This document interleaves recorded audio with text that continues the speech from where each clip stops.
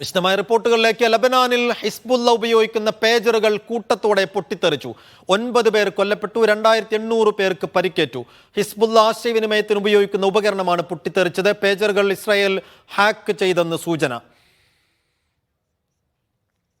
വിശദാംശങ്ങളുമായി MC നാസർ ദുബായിൽ നിന്ന്, ഒപ്പം ന്യൂസ് ഡെസ്കിൽ നിന്ന് BK സുഹൈൽ. ആദ്യം സുഹൈലിലേക്ക്. സുഹൈൽ, അസാധാരണമായൊരു സംഭവം, ഇതുവരെ കേൾവിയില്ലാത്ത രീതിയിലുള്ള ഒരു സ്ഫോടനം. രാജ്യത്തുടനീളം ഒരേ സമയം ഒരേ രീതിയിൽ പേജറുകൾ പൊട്ടിത്തെറിക്കുമ്പോൾ സ്വാഭാവികമായും ഇത് ആസൂത്രിതമായൊരു ആക്രമണമാണെന്നുള്ള സംശയം ഉയരുന്നു.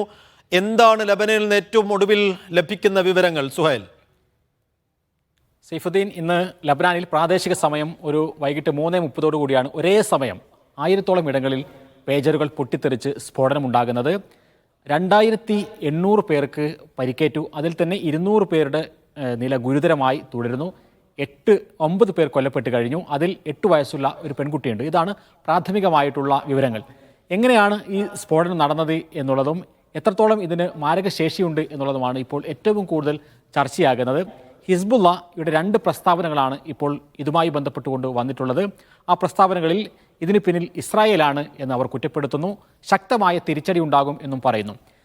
മണിക്കൂറുകൾക്ക് മുമ്പ് ഇസ്രായേലിൻ്റെ ഭാഗത്ത് നിന്ന് ഇതിൽ ചെറിയ രൂപത്തിലുള്ള ഒരു പ്രതികരണം വന്നു.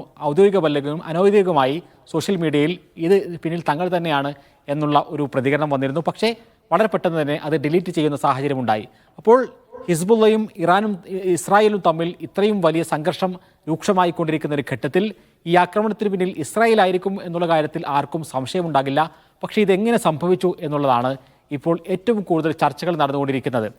ഇതിൽ പ്രധാനപ്പെട്ട ഒരു സ്വാഭാവികമായി ഉണ്ടാകുന്ന ഒരു സംശയം, ഈ കാലത്തും ആളുകൾ പേജറുകൾ ഉപയോഗിക്കുന്നുണ്ടോ എന്നുള്ളതായിരിക്കും. അതിനുള്ള ഒരു ഉത്തരം എന്ന് പറയുന്നത്, ഹിസ്ബുള്ളയുടെ ഫോണുകൾക്ക് നേരെ ഇസ്രായേൽ നേരത്തെ തന്നെ വലിയ ആക്രമണങ്ങൾ നടത്തിയിരുന്നു. മൊസാദ് ഈ മൊബൈൽ ഫോണുകളിൽ ഹാക്ക് ചെയ്യുകയും ഇത് സ്ഫോടനത്തിന് വേണ്ടി മൊബൈൽ ഫോണുകൾ ഉപയോഗിക്കുകയും ചെയ്യുന്ന ഒരു സാഹചര്യം ഉണ്ടായിരുന്നു.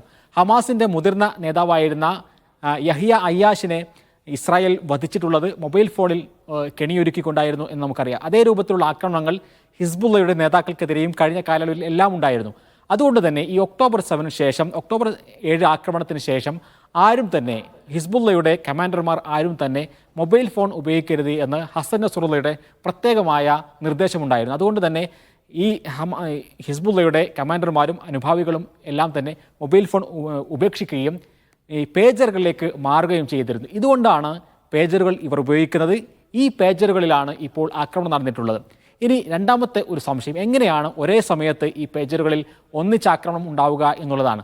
അതിനെക്കുറിച്ചുള്ള പലതരത്തിലുള്ള സിദ്ധാന്തങ്ങൾ ഇപ്പോൾ വരുന്നു. പക്ഷേ കൂടുതൽ ആളുകൾ പറയുന്ന ഒരു കാര്യം, അതിലെ ഉപോത്ബലകമായുള്ളൊരു സംഭവം എന്ന് പറയുന്നത്, ഈ പേജറുകൾ ഈ അടുത്ത സമയത്ത് മാറ്റിയിരുന്നു എന്നുള്ളതാണ്. പുതിയൊരു ബ്രാൻഡ് പേജർ എല്ലാ ആളുകൾക്കും ഒരേ സമയത്ത് വിതരണം ചെയ്യുന്ന ഒരു സാഹചര്യം ഉണ്ടായി എന്ന് റിപ്പോർട്ടുകൾ പറയുന്നു. അങ്ങനെയാണ് എങ്കിൽ ഇതിന് പിന്നിൽ ഇസ്രായേൽ തന്നെയാണ് കളിച്ചിട്ടുണ്ടാവുക എന്നാണ് ഇപ്പോൾ നമുക്ക് അനുമാനിക്കാവുന്ന ഒരു കാര്യം. പലതരത്തിലുള്ള എക്സ്പെർട്ടുകളും ഇൻ്റലിജൻസ് വിദഗ്ധരും അക്കാര്യം പറയുന്നുണ്ട്. ഇസ്രായേൽ തന്നെ ഈ ഉപകരണം നിർമ്മിച്ചു നൽകുകയും അത് പലതരത്തിൽ ഹിസ്ബുള്ളയുടെ കൈകളിലേക്ക് എത്തിക്കുകയും അത് നിർമ്മിച്ച സമയത്ത് തന്നെ 10 ഗ്രാമിൻ്റെയും 20 ഗ്രാമിൻ്റെയും ഇടയിലുള്ള സ്ഫോടക വസ്തു ഇതിനുള്ളിൽ നിറക്കുന്ന ഒരു സാഹചര്യം ഉണ്ടാകും. അങ്ങനെ നടത്തിയ ഒരു ആക്രമണത്തിലായിരിക്കും ഇപ്പോൾ അത് പുറത്തുനിന്ന് നിയന്ത്രിക്കാവുന്ന തരത്തിലായിരിക്കും അതിൻ്റെ നിർമ്മാണം തന്നെ നടന്നിട്ടുണ്ടാവുക. അത് എല്ലാ ആളുകളിലേക്കും എത്തിക്കഴിഞ്ഞു എന്നുറപ്പായപ്പോൾ, പ്രത്യേകിച്ചും ഹിസ്ബുള്ളയും ഇസ്രായേലും അതിൻ്റെ ഏറ്റവും യുദ്ധത്തിൻ്റെ സന്നിഗ്ധ ഘട്ടത്തിലെത്തുന്ന ഘട്ടത്തിൽ അത് ഉപയോഗിച്ചിരിക്കാം എന്നാണ് ഈ എക്സ്പെർട്ടുകൾ പറയുന്നത്. സുഹൈൽ, ഇതിലിപ്പോൾ ഒരു കുട്ടിയടക്കം മരിച്ചിട്ടുണ്ട്. 9 പേരിൽ ഒരു കുട്ടിയാണെന്ന് മനസ്സിലാക്കുന്നു. അപ്പോൾ ഈ ഹിസ്ബുള്ള സംഘാംഗങ്ങൾ മാത്രമല്ല, സാധാരണക്കാർക്കിടയിലും ഈ പേജറുകൾ ഉപയോഗിച്ചുകൊണ്ടിരുന്നു എന്ന് വേണമോ കരുതാൻ? ഇത് മരണം സംഭവിക്കുക എന്ന് പറയുന്നത്, ഇത് ഉപയോഗിച്ചിരുന്നത് ഹിസ്ബുള്ളയുടെ നേതാക്കളും അതേപോലെ തന്നെ ഹിസ്ബുള്ളയുടെ പ്രവർത്തകരും തന്നെയാണ് എന്നാണ് നമ്മൾ മനസ്സിലാക്കുന്നത്. പക്ഷേ പൊട്ടിത്തെറിക്കുമ്പോൾ അവിടെ ഉണ്ടാകുന്ന ആളുകൾ ഹിസ്ബുള്ളയുടെ പ്രവർത്തകർ മാത്രമായിരിക്കില്ല, ബാക്കിയുള്ള ആളുകളും ഉണ്ടാകും. ഇപ്പോൾ നമുക്ക് സൂപ്പർ മാർക്കറ്റുകളിലും അതേപോലെ തന്നെ പച്ചക്കറി കടകളിലുമെല്ലാം ഈ പേജറുകൾ പൊട്ടിത്തെറിക്കുന്നതിൻ്റെ ദൃശ്യങ്ങൾ ഇപ്പോൾ വൈറലാണ്.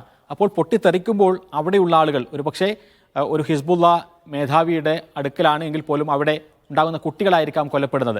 അപ്പോൾ ഇങ്ങനെ ഈ പേജറുകൾ ചൂടാവുകയും പിന്നീട് അത് പൊട്ടിത്തെറിക്കുകയുമാണ് ഉണ്ടായത് എന്നാണ് ദൃക്സാക്ഷികൾ നൽകുന്ന വിവരം. ഈ കൊല്ലപ്പെട്ട ആളിൽ 8 വയസ്സുള്ള ഒരു പെൺകുട്ടിയുണ്ട് എന്ന് ഔദ്യോഗികമായി തന്നെ ഇപ്പോൾ ലബനാനിലെ ഹിസ്ബുള്ള വിഭാഗം പറയുന്നു.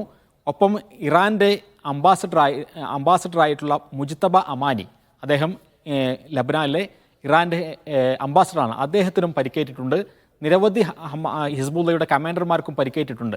അപ്പോൾ സാധാരണക്കാരായ ആളുകൾ, അതായത് ഹിസ്ബുള്ളയുടെ മേധാവികളോ പ്രവർത്തകരോ ആയിട്ടുള്ള ആളുകൾ ലബനാനിലെ സാധാരണക്കാർക്ക് ഇടയിലാണ് പ്രവർത്തിക്കുന്നത്.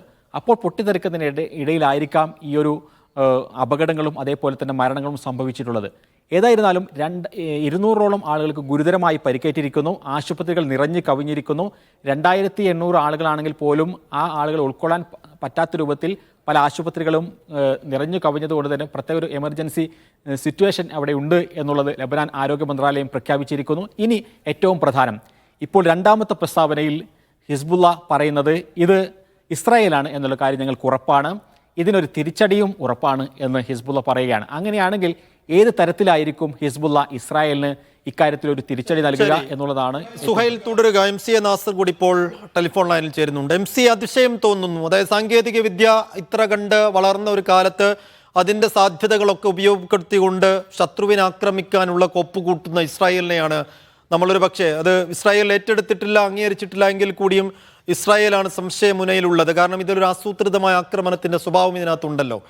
അപ്പോൾ ഇത് ഇസ്രായേൽ തന്നെയായിരിക്കും ഇതിന് പിന്നിലെന്ന് ഹിസ്ബുള്ള സംശയിക്കുന്നുണ്ട്. അതിന് എത്ര കണ്ട് സാധ്യതയുണ്ട്? ഇസ്രായേൽ ഇത് സമ്മതിക്കാനുള്ള സാധ്യതയും എത്രത്തോളം ഉണ്ട് MC?